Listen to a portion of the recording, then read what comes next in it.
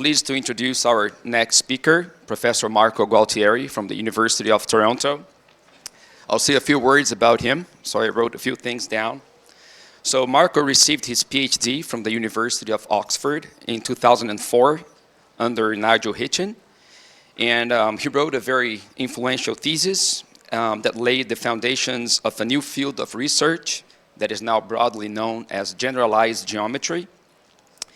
I was personally a first-hand witness of how this field evolved into a very active area of research that uncovered many interesting connections between symplectic and complex geometries, and that has very important ties to physics. After his PhD, Marco held postdoctoral positions at the Fields Institute in Toronto and at MIT, before returning to Toronto, where he's now a full professor and leads the Geometric Structures Lab. Marco is a recipient of many prizes and recognitions, such as the Lichnerovich Prize, the Coxeter James Prize of the Canadian Mathematical Society. He was the recipient of a Simons Fellowship, among many other distinctions. And Marco has also ties with the Brazilian mathematical community. He has collaborators here, and he has visited Brazil many times. And the last few times, he didn't need a visa to come, but now he does, and that's why he's unfortunately not here in person today. But we are glad that he will join us remotely to tell us about physics in 2 dimensions, generalized geometry, and higher groupoids. So please, Marco. Okay, thanks, Ehike, for that introduction. And again, I'm sorry that I couldn't be there.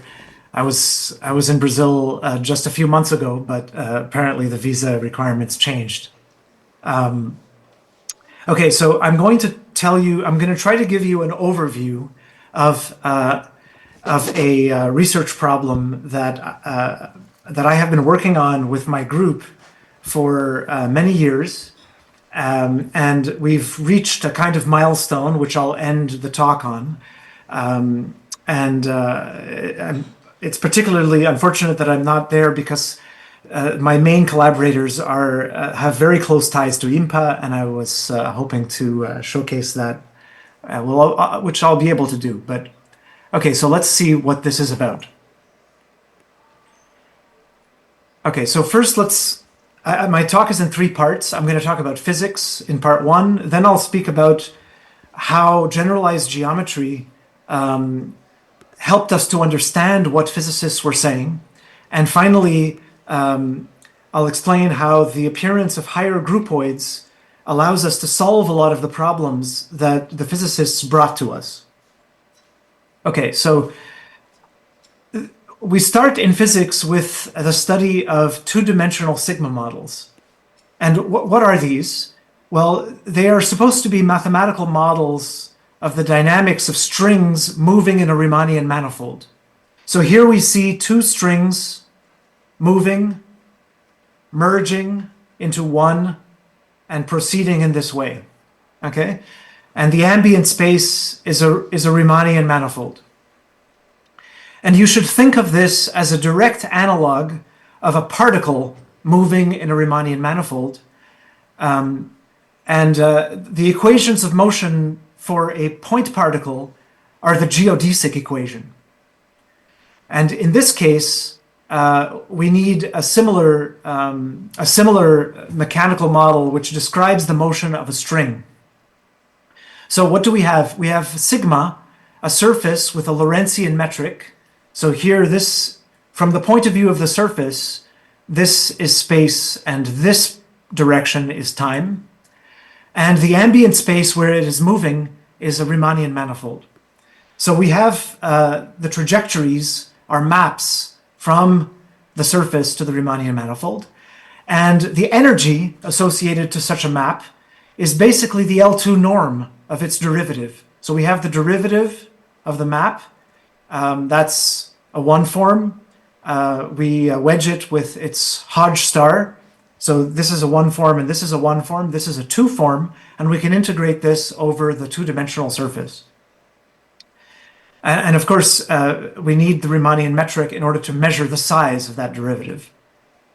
Okay, so this is a well-known model in physics, which has been studied since, I suppose, the 60s and the 70s. And the extrema of this action, or in other words, the equations of motion, are the harmonic maps. Okay, so actually, in order to think of this as a harmonic map, it's necessary to rotate from the Lorentzian metric to a Euclidean metric on the surface. If we kept the Lorentzian metric, then this would be more like a wave equation version of the harmonic map equation. Now, this is a classical model that I've described, and if you were to quantize it, then there are many interesting aspects involved in quantizing this model. The first that I wanted to mention is that when you quantize this theory, you find that you see if you look at the classical energy, it turns out that this is conformally invariant on the two-dimensional surface. So if we rescale the metric by a positive function, then the Hodge star does not get affected for one forms. So this energy is independent of rescaling of this metric. And if we quantize it, it turns out that the quantum theory, in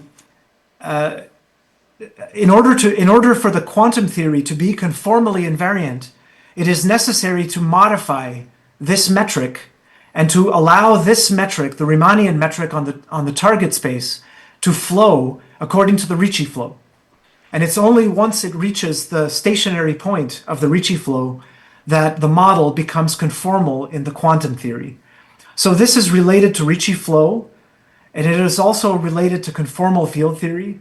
And conformal field theory gives rise to vertex algebras, and vertex algebras are the source of all of what we know about quantum groups. So my point is just that this innocent theory of moving strings is very fertile for mathematical physics and all kinds of applications. Now, the model that I just mentioned, this model, it is not supersymmetric. So what we need to do now is to go to a supersymmetric version of the model. So I just wanted to explain what this means. So if we look at the original model and we take the surface to be just R2 with a standard Minkowski metric, the symmetry Lie algebra of this, the algebra of isometries, is the orthogonal group in split signature semi-direct product with R2. So why? The reason is that we have Lorentz transformations, and we also have translations in space and translations in time. So I've written here the generators of the Lie algebra. So we have this vector field in space and time, which represents Lorentz transformations. And this vector field generates translations in space, and this one generates translations in time. The quantization of the model will be, so you see, in order to quantize this model, what we do is we view this direction as time, and we consider the configuration space are all maps of the circle into this Riemannian manifold. So in other words, the initial conditions for such a harmonic map will consist of a map of the circle into a Riemannian manifold together with some velocity data. So the loop space of the manifold, this is the space of all maps of the circle into the manifold. And so that would be our configuration space. And then we would take L2 functions on that. And so this would be the quantum Hilbert space. Now, this is perhaps a little bit uncomfortable for us because this is an infinite dimensional manifold. But what I'm going to do is focus only on a small part of this Hilbert space, which consists of the part where the loops degenerate to points. And then the translation in space is irrelevant, and the Lorentz transformations also go to 0. What's left is the time translation operator, and this will act on the Hilbert space of basically points in M. So this is the Hilbert space L2 of the manifold, of the Riemannian manifold. And the correct quantization for this time translation is the Laplacian operator on functions. So I'm just giving you a kind of approximate understanding of what the quantized theory that I just described will look like. It will look like a Hilbert space, which is related to the L2 functions of the Riemannian manifold, and the time translation on the surface will get quantized to a Laplacian operator. And if we write the Schrödinger equation, so what does this mean? This means that the time flow on this quantum system will be given by the traditional Schrödinger equation on the Riemannian manifold. Right, so it will look like d psi dt is equal to I Laplacian applied to psi. So this will be our Schrödinger equation. So that is that's what the quantization of the model looks like. Now, what I want to explain is how you introduce supersymmetries. So the first supersymmetric version of this theory is called n=1 supersymmetry. And what's happening here is that the Lie algebra of symmetries that we studied before gets extended by adding two odd generators, Q and Q star, such that the anti-commutator between them gives you the time translation operator, and the commutation between them gives you the spatial translation operator.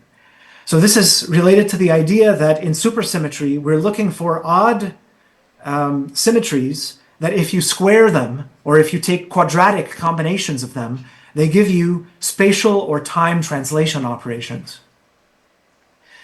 So because of the fact that this operator essentially squares to a vector, what this means is that these operators, they behave like spinors on the two-dimensional surface, because a spinor is the type of thing that if you square it, you get a vector.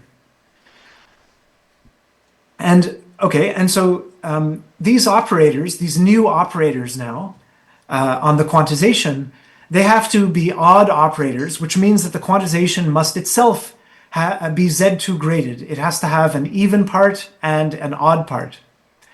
And it turns out that the correct way to quantize this is to consider not the L2 functions, but the L2 differential forms on the loop space. Or in the simplified version, just the L2 differential forms on the Riemannian manifold. So this is good because now I have a grading. So that means I can consider even and odd forms. And it turns out that this supersymmetric operator Q becomes the de Rham differential, and Q star becomes the adjoint. And so what we see is that the anti-commutator between D and D adjoint is precisely the Hamiltonian or the Laplacian. So this is the simplest version of a supersymmetric quantum theory with n=1, 1 supersymmetry. This is just the name given to a supersymmetric theory in which we have a pair of operators obeying this Lie algebra. This is a graded Lie algebra. Okay, so this is n=1, 1. Sorry, Siri, my phone is trying to help with giving my talk, but it's not being very helpful. Okay, so this is the first simplest supersymmetry. Oh dear. Okay. It's very persistent. Okay. The next level of supersymmetry is called 2, 2. And what happens here is that we have two sets of these operators. QQ star in the plus and QQ star in the minus. And so again, there are quadratic combinations of the supersymmetry operators that give you time and space translation. And then there are requirements about how they commute with each other. Now, the question is, how should we understand so this is the key supersymmetry algebra that I want to focus on. And the question is, how do physicists understand the meaning of these operators? The way they think of this is that you take your two-dimensional surface and you view that as the even part of an extended space. So they increase the dimension of the two-dimensional space by adding, in this case, two odd coordinates, which they call theta plus and theta minus. So these are Grassmann variables, or anti-commuting variables. So in addition to the time and space coordinates, which I combine here into x plus and x minus, which are the sum and difference of these coordinates, these are just convenient because they are coordinates whose coordinate lines are along the light cone. But in addition to these two usual coordinates, we introduce two complex odd coordinates. And then we form vector fields from these new coordinates. So we consider d by d theta plus theta bar plus d by d x plus. The details are not so important, but what is important is that these are vector fields that involve these new directions. And if you view these vector fields now as additional Lie algebra elements, you'll see that they satisfy exactly these conditions. And where we view these two vector fields as d by dt and d by dx. Okay, so if we just make a simple computation, commuting these vector fields, these odd vector fields, gives us an even vector field. So this is the geometric interpretation of what physicists mean by supersymmetry. It actually means that the two-dimensional spacetime is fattened up to include some extra directions. Okay, so something quite important for mathematical physics occurred in 1979 with a paper of Zumino, who at the time was at CERN. And he realized something very striking, which is that he was studying the model that I was discussing before, the model of strings moving in a Riemannian manifold. And he realized that if the Riemannian manifold has a Kähler structure, then the model becomes a representation of this 2,2 supersymmetry algebra. It has 2,2 supersymmetry. By Kähler, of course, I mean that it has a complex structure compatible with this metric. Compatibility means that if you combine the metric with the complex structure and obtain this 2 form must be closed, meaning that it defines a symplectic structure. So what is the impact of this, right? Why is this so important? Or how do you implement this? How do you see that a Kähler manifold gives rise to 2,2 supersymmetry? Well, what Zumino explained is that if you take the Hilbert space to be, like before, the differential forms, or the L2 differential forms, where this is the L2 pairing, then you see that the Q plus operator is the holomorphic del operator, and the Q minus operator is the del bar. And so the idea is that if you form the anticommutator of Q plus with its adjoint, you'll have del adjoint plus del adjoint del. This is called the Laplacian for del. But the Kähler identities, which are one of the main theorems in Kähler geometry, tells you that the del Laplacian and the del bar Laplacian actually coincide with the usual Laplacian. Actually, there should be a 1/4 here. Sorry. So the Kähler identities, they follow from Zumino's observation that a Kähler manifold gives you 2,2 supersymmetry. Okay, so this was particularly important because this signaled to physicists, in 1979, that Kähler manifolds are important for them. And it was because of this that string theorists began to study Calabi-Yau manifolds, and we got this huge development in mathematical physics, which was focused on complex and symplectic and Kähler geometry. It all stems from this observation of Zumino. I wanted to show you what his paper looked like. So this is his 1979 paper called Supersymmetry and Kähler Manifolds.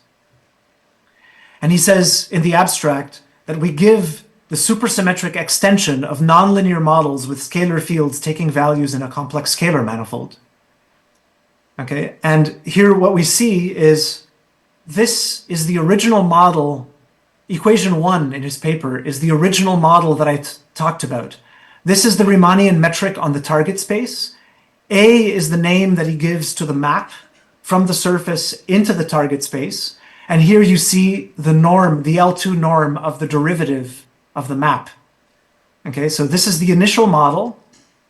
And this is the extension to the supersymmetric model. So here the first term we see agrees with equation 1.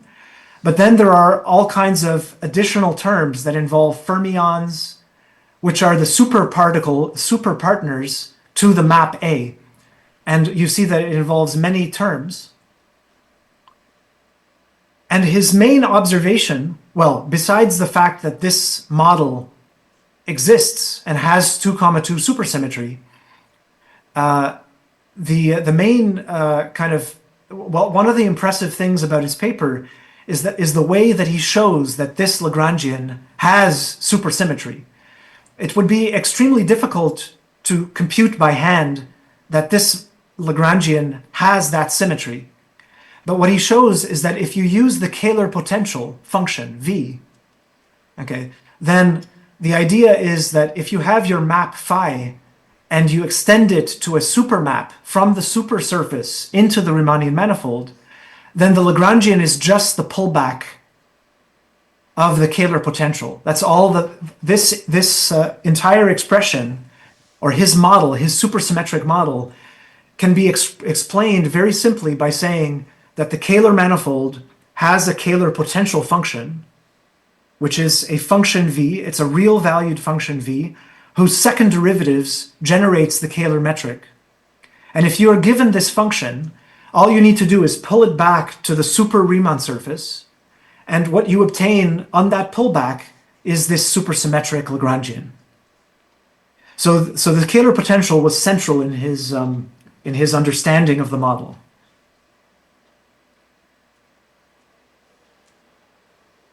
Okay. Now I just want to explain the importance of Zumino's observation. I want to just describe some of the outcomes some of the biggest results that came from this point of contact between Kähler geometry and physics. One of the important things about this model is that these additional complex coordinates, theta plus and theta minus, they can be rotated. So there are two U1 actions, which I call U1A and U1B. You just rotate them by multiplying by a complex phase. And this is a symmetry of the system. And because of this, it means that on the Hilbert space, because you have this U1 action, you're going to get a Z grading. In fact, a Z cross Z grading because of these two circle actions. And it is because of this symmetry that we should expect that Kähler manifolds have a Hodge decomposition of their cohomology.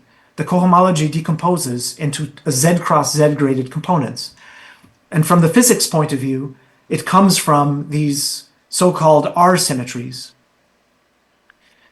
And so this inspired Witten in 1989, so about 10 years later, to realize that this 2,2 model has what he called twists. He called them topological twists of the 2,2 model. What this twisting operation is basically taking a quotient. It's essentially taking a quotient related to these two U1 actions. So this quotient, it removes information and produces a quantum theory that is much simpler. There were two models in his 1989 paper. One of them he called the A model, and the other he called the B model.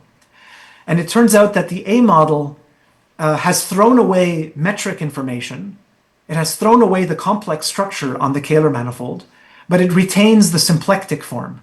And this A model is all about symplectic forms, and it relates to Gromov-Witten theory and symplectic topology and the Fukaya category. So the Fukaya category is the category of boundary conditions for surfaces in the A model. And there's another one, the B model, which only depends on the complex structure. And this one is related to the category of coherent sheaves and to algebraic geometry. So in this way, he was able to see that symplectic and complex geometry are unified by this 2,2 model that Zumino introduced. Now, the other interesting thing is that there is a Z2 operation, which he called the mirror involution, in which Q minus is exchanged with Q minus adjoint, but Q plus is remaining the same. So Q plus doesn't change, but Q minus and Q minus adjoint is exchanged. And also these two R symmetries are exchanged. So U1A and U1B are flipped. And it turns out that this exchange, this involution, is a symmetry of the theory. And so there is a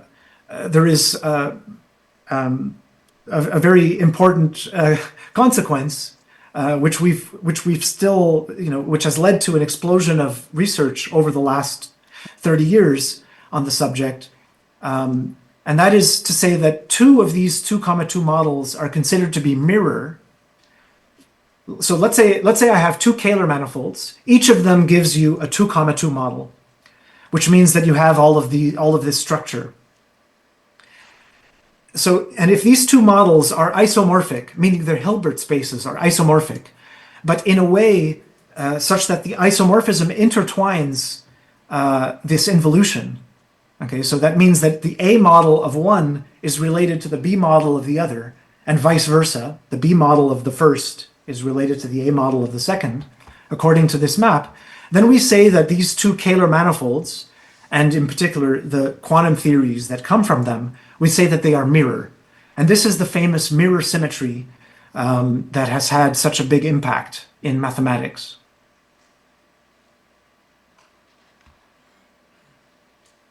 Okay, so this is the end of the kind of golden age that was ushered in by Zumino. But a few years later, in 1984, three physicists, Gates, Hull, and Rocek, realized something very unusual, very striking, very surprising at the time, which is that they looked back at the argument of Zumino and they tried to see how general it is.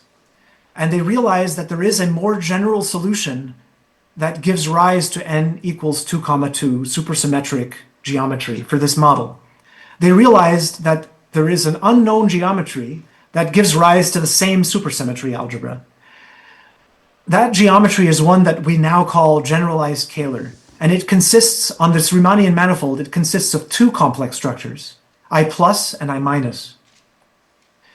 Their idea was basically that if you have a string moving in the Riemannian manifold, okay, then the motion of the string can be described, if you decompose it into Fourier modes, it can be described in terms of waves that are moving to the left along the circle and along the right. So there's two types of waves along the circle. And they imagined that perhaps the left moving sector sees one complex structure and the right moving sector sees a different complex structure. And so they investigated the possibility of having two complex structures.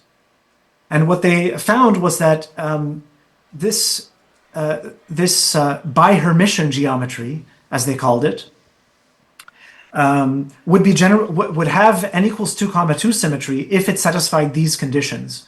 So this is like saying that the forms omega plus and omega minus, they're just the combinations of the metric with the complex structure.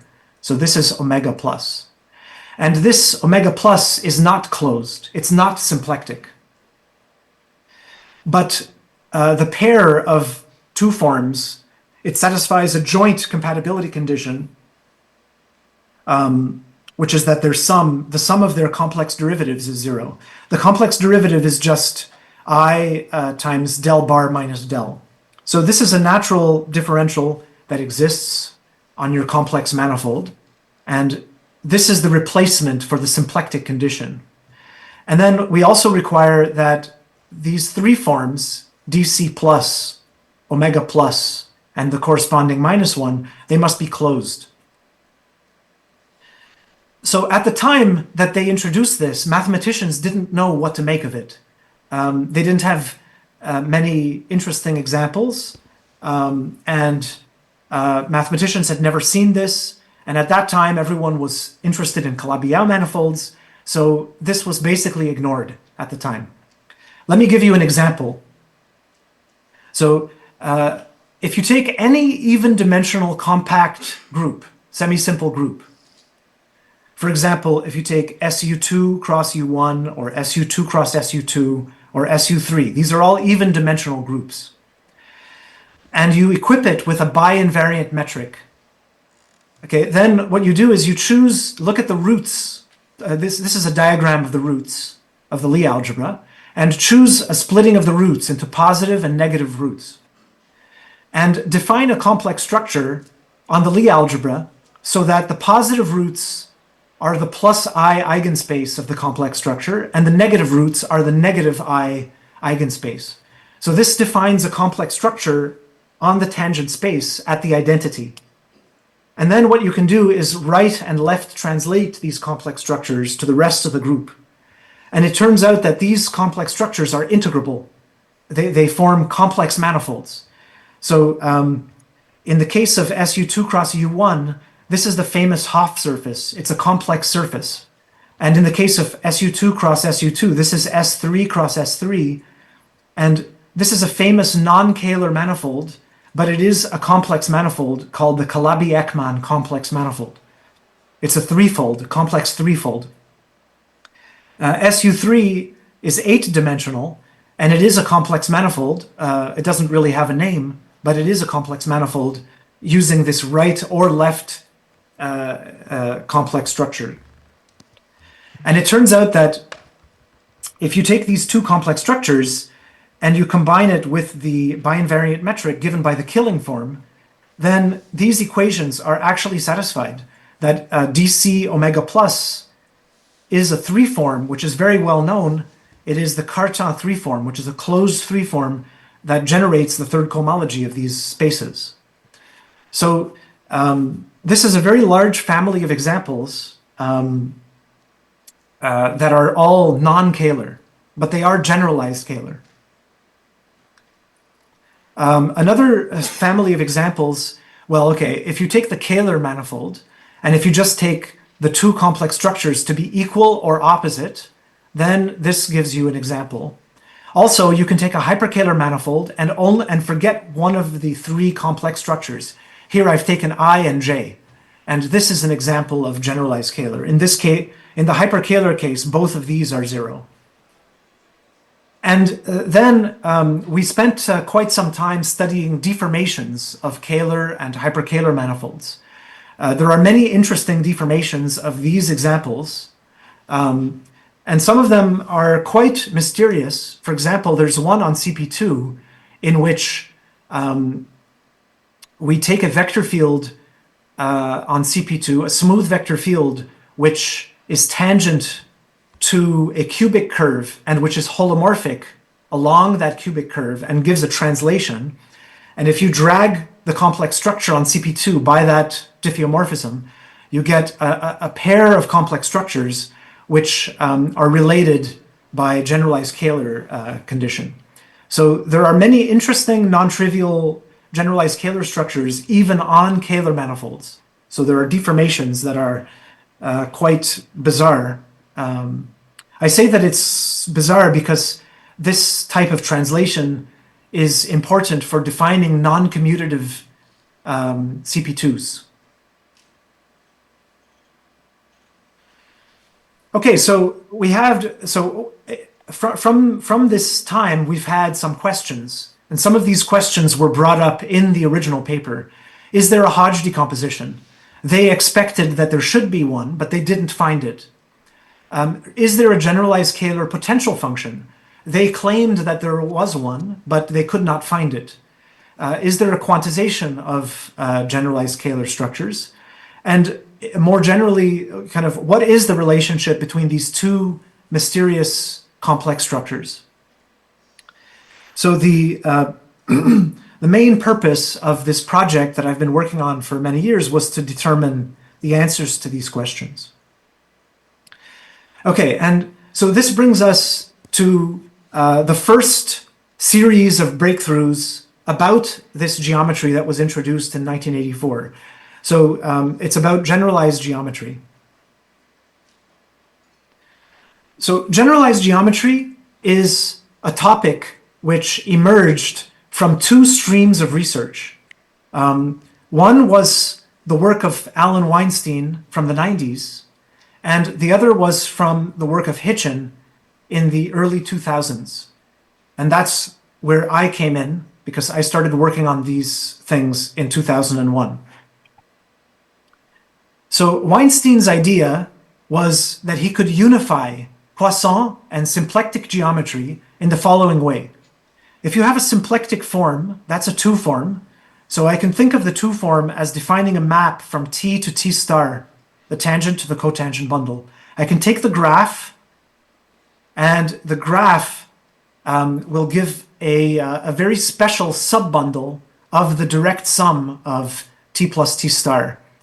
What it is it's a subbundle of T plus T star, which is Lagrangian, in the sense that, you see, T plus T star has a natural inner product because of the fact that this is the dual to this. So if I have an element in here, x plus xi, then I can define its norm to be just the evaluation of the one form on the vector. So this has a natural inner product.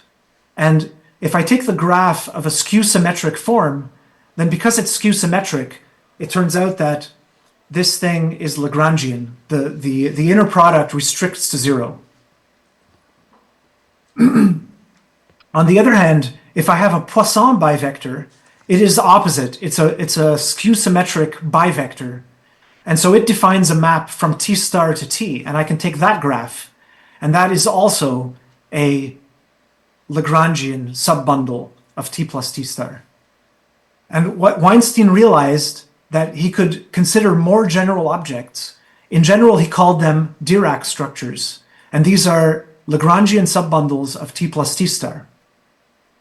So that is an interesting idea, maybe a curious idea, but it was really, I think, it becomes a lot more striking when you realize that this bundle has a natural bracket operation, like the Lie bracket. It consists of taking the Lie bracket of vector fields and then taking this combination of natural differentiation operations of the vector on the one form. Not only that, but this bracket involves here a three form, H. So H is a closed three form, and you see that if I take a closed three form, I can plug in two vectors and get a one form. So the bracket basically depends on the choice of a closed three form. And this is he called this the Courant bracket, basically named after his student, Ted Courant. So Weinstein began the study of these Dirac structures. And there are many people in the room who are experts in Dirac geometry, including the chair. In a similar way, in the 2000s, Hitchin had the idea of unifying complex geometry with symplectic geometry. So here the idea is slightly different. He introduced the idea of having a complex structure on t plus t star. In other words, an operator that squares to -1 and which is respecting the inner product. Here I've given you the two basic examples. If I have a complex structure, I can just make a diagonal matrix that acts on t and t star separately. But if I have a symplectic form, then I can make an anti-diagonal matrix which exchanges these and squares to -1. And remarkably, if we use this integrability condition, in other words, this operation will have a plus I eigenbundle, which is a Dirac structure. So we can require that plus I eigenbundle to be integrable with the Courant bracket. And it turns out that this also generalizes the closure of omega or the vanishing of the Neuenhaus tensor for I. So that means that with this generalized geometry, all of these things become unified and they become examples of Dirac structures.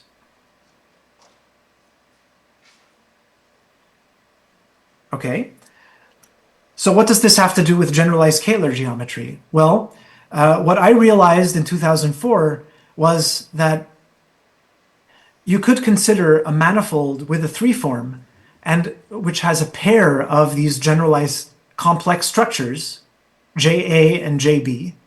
So each of them squares to -1, and they commute. This is the key property. They commute with each other. And then we also require that they define a positive definite metric when you combine them together on the bundle t plus t star. And it turns out that the geometry that Gates, Hull, and Rocek introduced in 1984 is precisely this type of geometry. Here I've tried to explain how to go between the two definitions. So if you take the bihermitian structure I plus and I minus and you form this matrix, then it turns out that with the top sign and the minus sign, the top plus sign and the bottom minus sign, this gives you two operators, JA and JB, that actually commute and which generate a positive definite metric on t plus t star. So as a result of this development, we finally understood that the geometry of Gates, Hull, and Rocek can be better understood as a pair of commuting generalized complex structures. Now, because they commute, I've tried to draw here the spectrum of the two operators. Each of them has a plus I and minus I eigenspace, but this eigenspace decomposes into the eigenspaces of JA because they commute. And so what happens is that t plus t star gets decomposed into these four spaces according to the different eigenspaces, eigenvalues. So we have a decomposition into four spaces. And you can kind of see that because you have L plus and L plus bar, you can project these to the tangent bundle. And these two eigenspaces, because they're complex conjugate to each other, they induce on the tangent space, it turns out they induce the complex structure I plus. And these two induce on the tangent space I minus. So the idea, roughly speaking, is that the two complex structures of Gates, Hull, and Rocek, they do not commute. They both are on the tangent bundle, and they do not commute. But if we separate them out and place I plus and I minus on different summands of t plus t star, in other words, if we make more room for them, then you can arrange for them to define operators that do commute. Now, I'm going quickly through this material, and so I'm only hoping that the audience gets a flavor for the subject. But another important aspect of generalized geometry is that t plus t star, this natural metric bundle, it has a spinor representation. And it turns out that the spinors of this metric bundle are exactly the differential forms of the manifold. The reason for that is that a vector and a one form they can act on a differential form by interior and exterior product. And it turns out that this is a Clifford action. So that if you apply this twice, let's say, then you obtain the norm squared of x plus c. Okay, so the idea is that the differential forms, they have a new interpretation as spinors for this larger bundle. The important consequence of this is that the generalized complex structure, because the generalized complex structure is a symmetry of T plus T star, it induces a symmetry on the spinors, which means that it induces a U1 action on the differential forms. You see, like, if I wanted to like take a phase and act on a differential form, I could exponentiate for the angle theta. I could exponentiate this Clifford action of the generalized complex structure on the differential forms. And in this way, a generalized complex structure induces a U1 action on the differential forms. And because these two things commute, that means that they define commuting U1 actions. And so we get a U1 cross U1 action, which causes the differential forms to be decomposed into a Z cross Z grading like this, like a Hodge diamond. And so I was able to prove, based on this, that we get a generalized Hodge decomposition. In other words, the exterior derivative, or here, this is like a slight deformation of it using the 3 form. But if the 3 form is 0, this is just the de Rham derivative, decomposes into 4 parts that go in all 4 directions in this lattice. And each of these 4 operators has a Laplacian, and all of them coincide. And so we get a decomposition of the even and odd cohomology into a Z cross Z grading. So this was the Hodge decomposition that was predicted by the physicists. Okay, and the last piece of information that we got from generalized geometry was this one, that as a result of the fact that T plus T star decomposed into these little pieces, these eigenbundles, it turns out that what it meant was that we could use one of them. Suppose that we picked one of these and we took the Courant bracket of this against the others, right? So we let one of these smaller subbundles act on the others via the bracket. And by doing this, we were able to obtain Dolbeau operators on some of these subbundles. For example, the L minus plus L minus bar subbundle, this one, turns out to have a D bar operator because of the action of L plus. What this means is that from this information, we could obtain holomorphic vector bundles. This becomes a holomorphic vector bundle for I plus, and this becomes a holomorphic vector bundle for I minus, and they become decomposed in this way because of this decomposition. So from this data that we obtained from the generalized geometry, we were able to produce holomorphic data on each of the complex structures. And this holomorphic data is what is called a holomorphic Manin triple.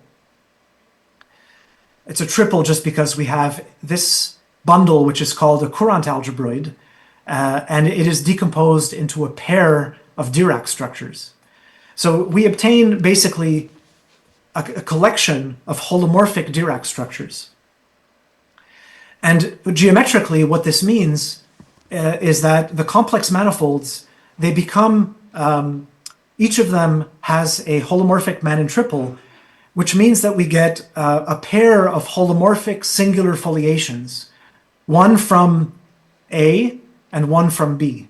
So on each of the complex manifolds, we obtain 2 holomorphic foliations, singular foliations. Again, this is something that many people in the audience are expert on. In fact, it's one of the specialties of the group at IMPA, which are these singular holomorphic foliations. So we have 2 of them, which intersect transversally in a third holomorphic foliation.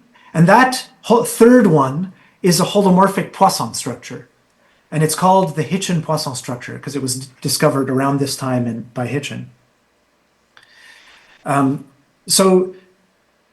of this holomorphic information was new. The physicists were not aware of it. It came from generalized geometry analysis. I'm giving an example here on the Hopf surface, but I'll spare you the details. The point is that we obtain a singular foliation where the generic leaf has dimension 2 and the special leaves have dimension 0. Okay, and so we have these two foliations. The zero-dimensional A leaves are here, and the zero-dimensional B leaves are there, so they're disjoint.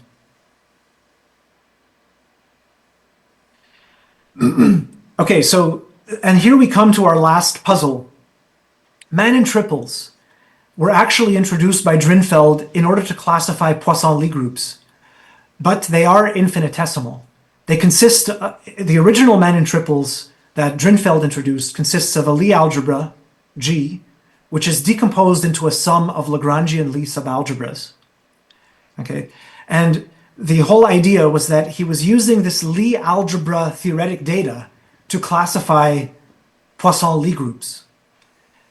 And so what this suggests is that there is something global that is hidden behind generalized scalar geometry. This is something that we did not we did not realize from the physicists, that generalized scalar geometry is in a sense infinitesimal because it has a Manin triple in it. And so the question became, how do we integrate this infinitesimal information into global information? And this is where the theory of higher groupoids comes in. And again, there are many people in Brazil who are specialists in higher groupoids. And so it is very helpful to consult that literature that has been developing over the past 15 years for this application.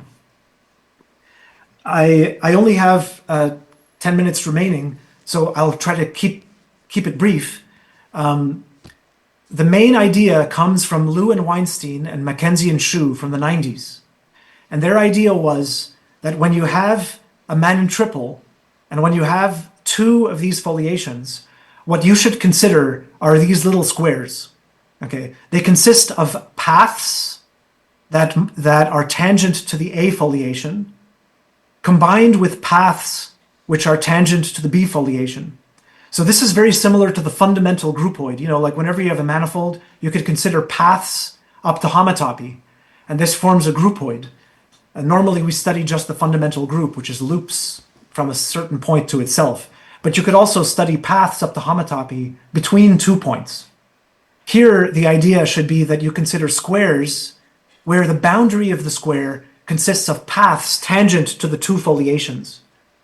And when you consider squares like this up to homotopy, then you can combine them in a horizontal way or in a vertical way. And so for that reason, they form a double groupoid. So here I'm trying to describe, this is the way they usually draw them. This is the set of squares, and each square has two horizontal boundaries, and it has two vertical boundaries. And these boundaries are paths. These paths have a source and a target point. So these are the points, these are the paths, and these are the squares. In a double groupoid, you have all of that. You have the manifold of points, the manifold of paths up to homotopy for the two foliations, and then the manifold of squares up to homotopy. Okay, that's what a double groupoid is. And so the idea should be that each of the Manin triples that we found, hidden behind them, is a double groupoid. Okay, so maybe we're done.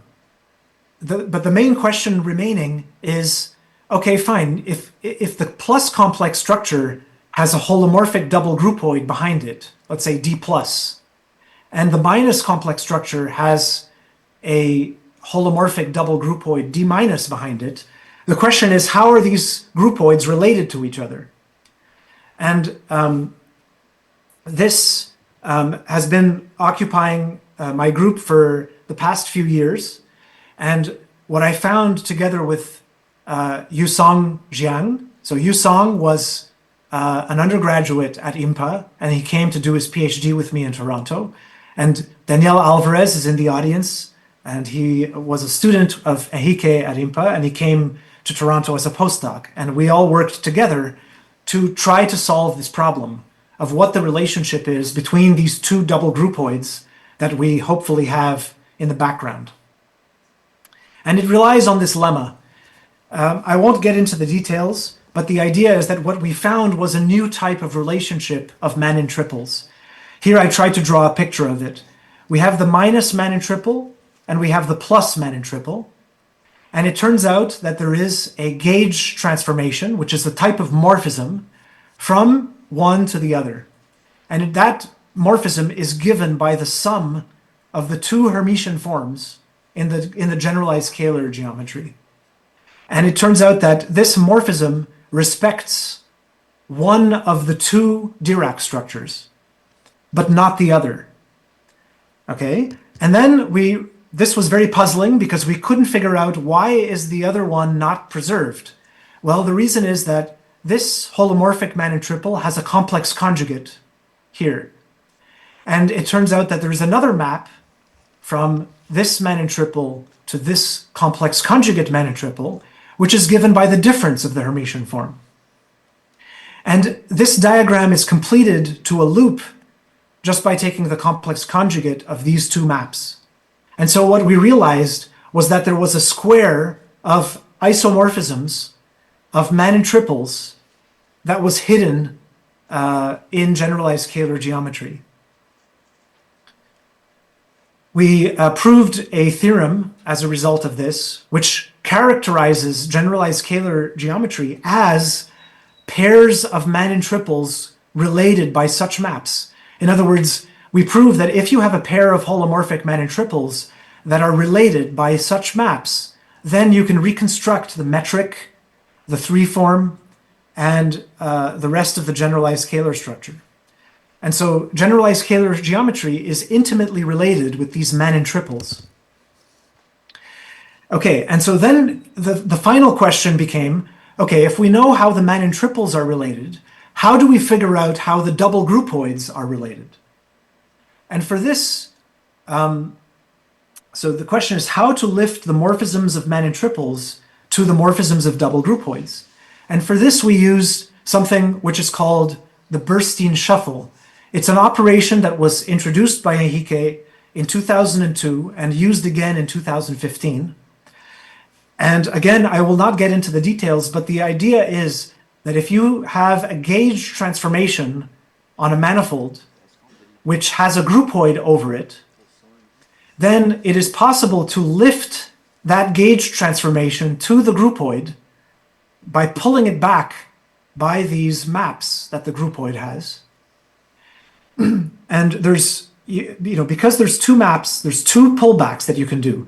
You can pull back on the left, and then you can pull back on the right, and you get a modification of the symplectic form on the groupoid.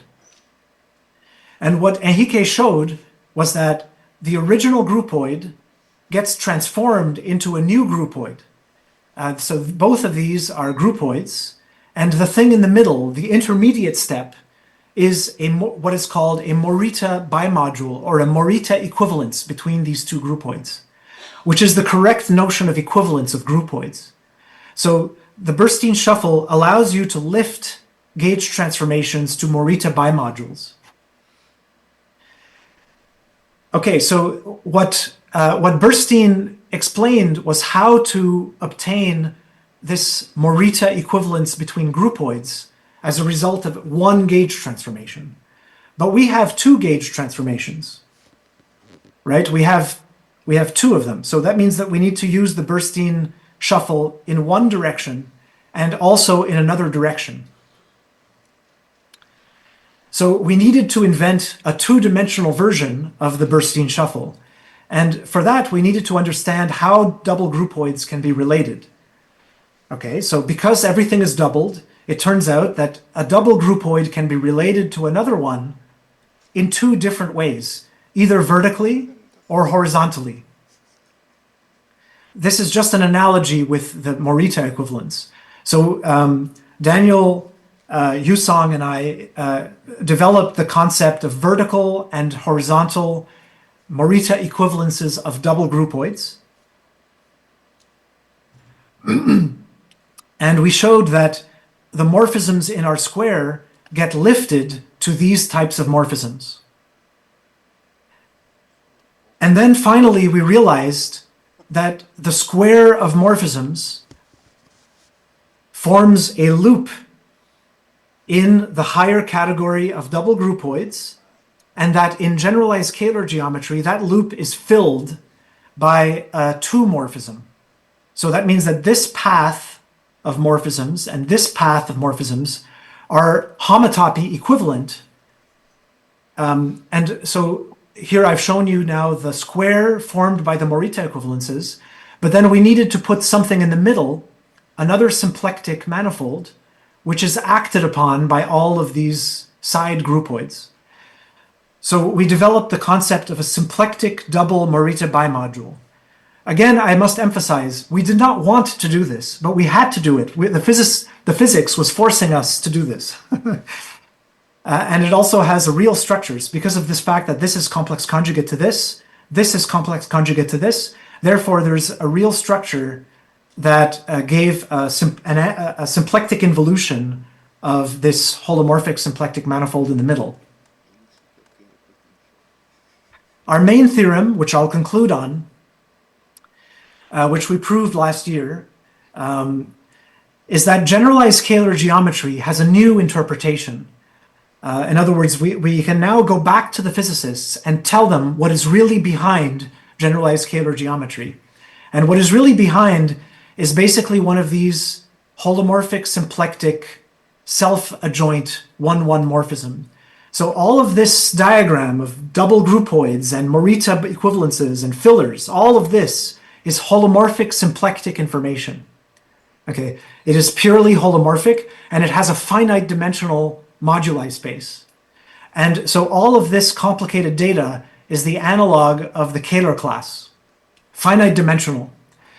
And then within that Kähler class, what we can do is take the fixed point locus of this symplectic involution. That defines a real symplectic manifold, S, with two maps to the base manifold. Here I try to draw a picture. And what we need to do in this symplectic manifold is to choose a real Lagrangian submanifold. You can choose any one you want. There's a positive definiteness condition, but it's a smooth choice in something that's holomorphic.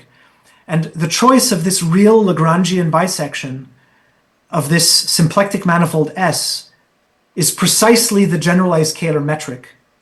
And because it is a Lagrangian, that means that you can deform it by a generating function, a scalar function. And that scalar function is the generalized Kähler potential that was sought for so many years by the physicists. So the physicists have not yet absorbed this, but we're currently talking to them to try to figure out what it means for the physical theory. And let me conclude on that. Thank you for your attention. And again, thank you to the organizers for the invitation.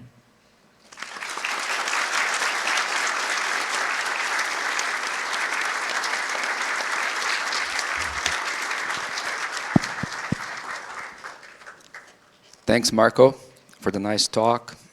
Other questions?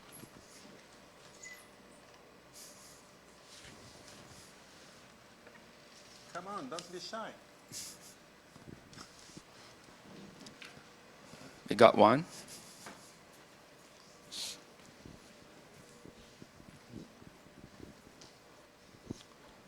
Hello, Professor. What kind of infinitesimal object does double groupoids give rise to? Like Lie algebroids? A Manin triple. So a Manin triple is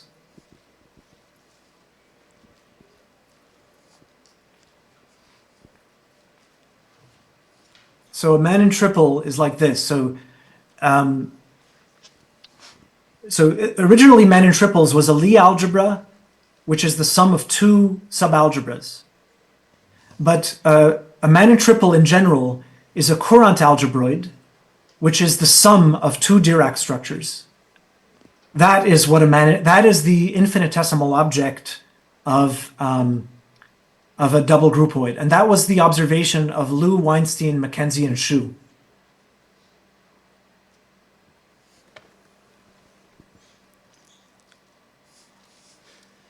I have one more question.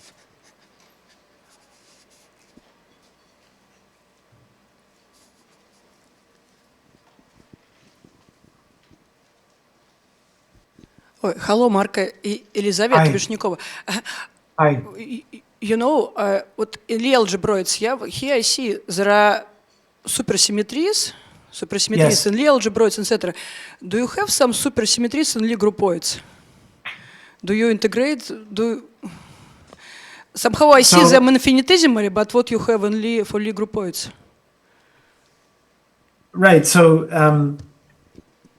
I believe you see, like, if you remember the first part of my talk where I described the supersymmetries, and there was Q plus and Q minus and Q plus bar and Q minus bar.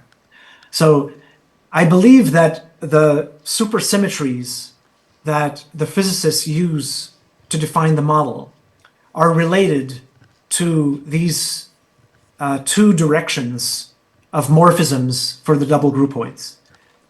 So I believe that those supersymmetries are integrated to the actions of these holomorphic double groupoids.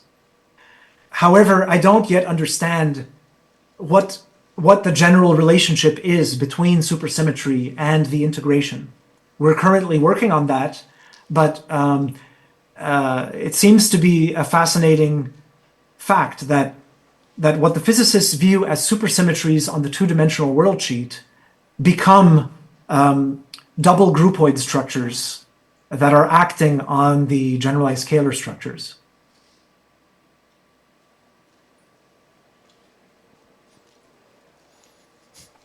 Any other question?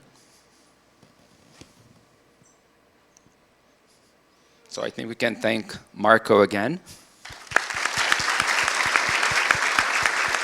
Okay, thanks a lot for your attention.